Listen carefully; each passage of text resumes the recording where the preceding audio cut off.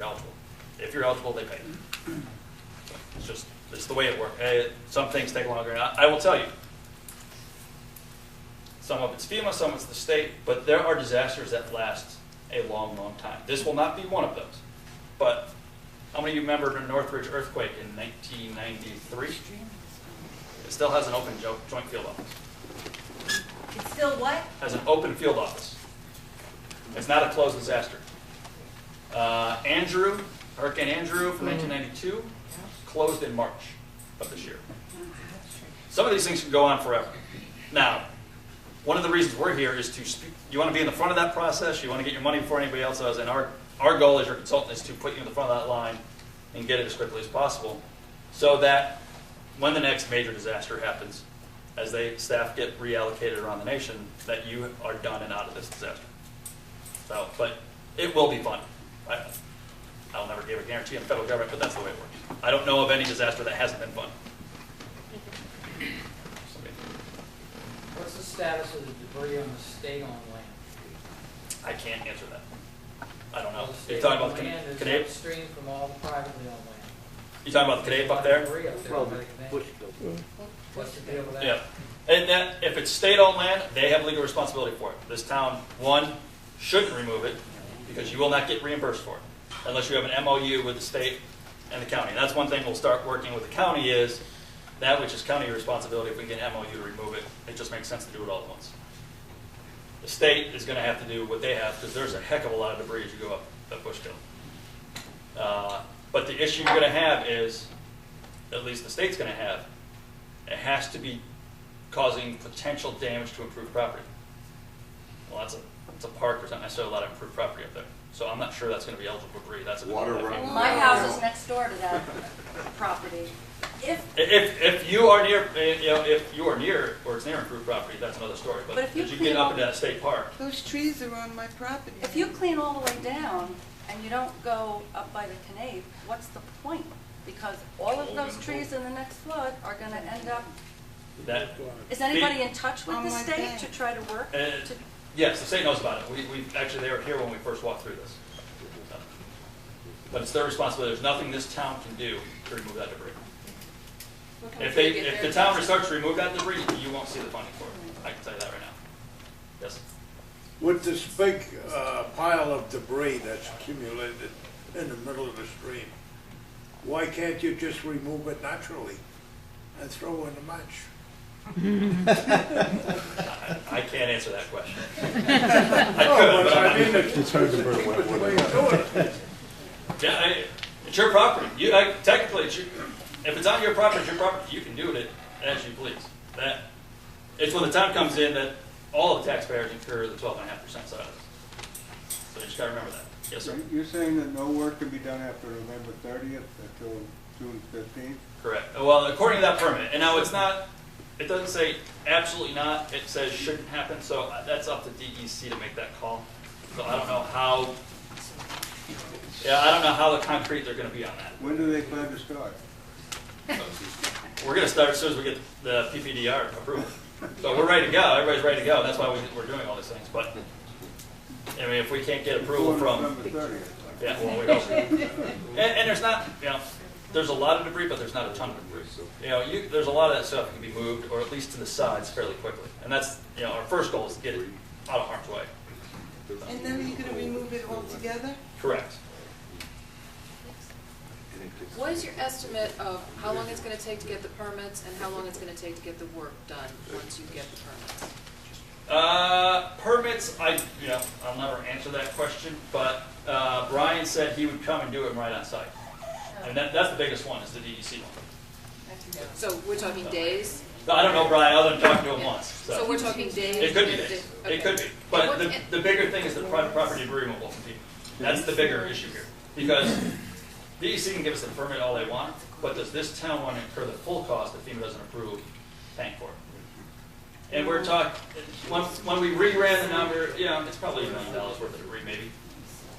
It's not a huge, So how long do you estimate it will take from the day you get the permit? I don't know, but we think we get enough vehicles in here to do it in 3 weeks or less.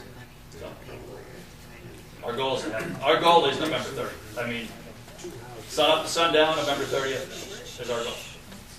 You know, and my goal is, first goal is, you know, you're going to have to remove it and then haul it and then reduce it. The second and third step, let's not worry about that because we can do that after November 30th. The first goal is to get it at least to the sides where you're not doing work in the watershed. So is there anything the property owners need to do other than sign that form They to need to sign that expedite form. it? Oh, that's, What happened when the governor overruled the DEC?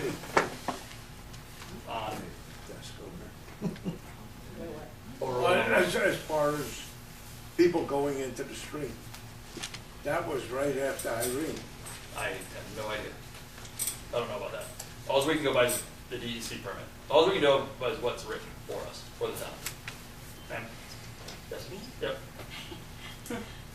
You said there were forms for us to fill out and they had been mailed or they will be mailed? They have been mailed, the right of entry form. I didn't get one.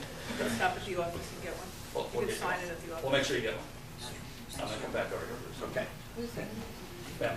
What's point A to point B that it's gonna be, the work's going to be done? Point A is right about where town hall is, and as far up as FEMA determines to be improved property. So, because my view is everything in between. What's improved Where's property? the ending? We don't know what the final spot is yet. We're going to go up as far as improved property. If There's no improved map. property. That is legal responsibility of the town. If it's just a town road and there's no homes there, or if it's just a county road and there's no homes, it's county legal responsibility, not the town's. So if there's houses around it, we'll go that far.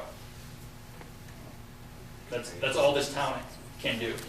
You may not like the process, it's an awful, can be awful regulation, but. It's not that, it's just going to be a waste of time, because there's millions of trees down I there. understand.